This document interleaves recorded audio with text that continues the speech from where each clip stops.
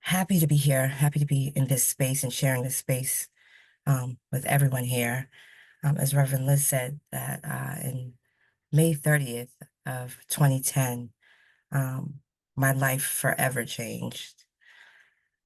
Both my brothers were shot. Um, One survived, one did not. Corey did not. Um, and Corey was our eldest brother, and he was our guide, our confidant, definitely my best friend. Um, and I found myself really shattered, really numb. I definitely lived a very safe life up until that point. I lived in a sort of bubble that kind of bad things happen to bad people and good things happen to good people. So when this happened, I was just completely frozen in time. Um, and I remember just not knowing how I would experience the world after that because I could not even step outside without thinking, how is everyone just going on? Do they not know what just happened? Um, and I took At that point, I was working for the YMCA. I was working with kids. I've always worked with young people and families. It's always been something I'm very passionate about. But I had to step away to kind of try to figure out, where do I go from here? What do I do? I had two small children at the time. Corey did as well. Our kids are the same age.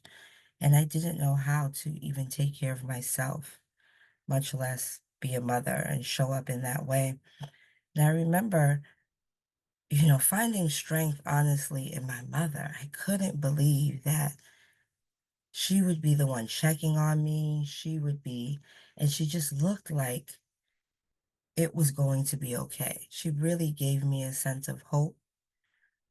She never kind of fell all the way deep in, or at least she didn't show us that. Um, and I took about 4 months off of work, and I remember it just being a very dark place. Um, and I went back after 4 months, and I found myself looking at things differently, right? And I was working in a school at the time, and I saw the kids just acting out, and I knew that some of them had been through similar unfortunate circumstances and situations. And I realized that this is this is out of their control. Their behavior, the way they see the world, everything now is different for them. And I knew that I wanted to be a voice and be part of um, that change for them. And so I ended up working at a program called Boston Youth Sanctuary, which was a therapeutic after school program for young people that survived trauma. And it was there that I really knew that this is what I'm here to do. This is what um, this pain, this horrible, horrible pain that I was feeling, this is what I was supposed to do with that pain. I was supposed to change that pain into a purpose. And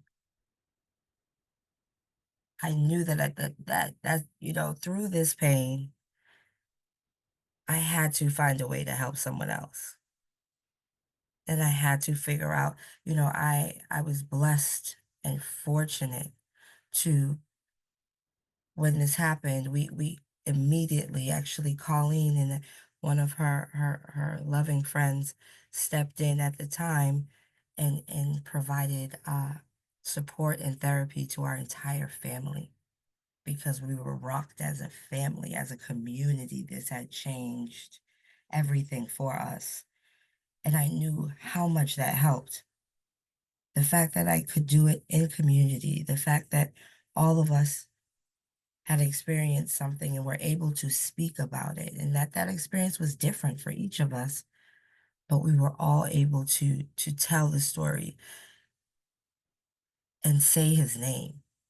That was so important that every time we thought about him, it wasn't just utter and complete sadness. And by sharing our story and telling our story time after time, it became easier to talk about him. And then it kind of shifted in a way after time where we wanted to celebrate his life. And so we wanted to make sure that people and honor his life. So we wanted to make sure that, people remembered him in this way for the life that he lived. And it wasn't just always so sad. Um, and, Reverend Liz and Colleen and my mom, they all started this program. And when Reverend Liz asked for me to consider thinking about joining, I was a bit reluctant, right? They had something good going and it was great. And I was like, well, it's already going pretty well. I don't think you really need me. But after a lot of prayer and thought, and time, I knew, this was the time. This was the time because I was kind of placed in the program at this time to really celebrate and honor. And because of what I had walked through and where I was, I was able to relate to someone else, but also just help them move along um, on their journey and remind them that, the pain, it doesn't go away, but, there is hope. There is hope. And it is a temporary, um, kind of crippling pain. And there is a way kind of to move past that to really get to a place of, like I said, hope and strength and healing. So I thoroughly enjoy what I do. It's heavy work, but it's so rewarding and it I get to work and heal and give back to my community and be a part of my community in that way. So I'm excited to be here and happy to meet you all.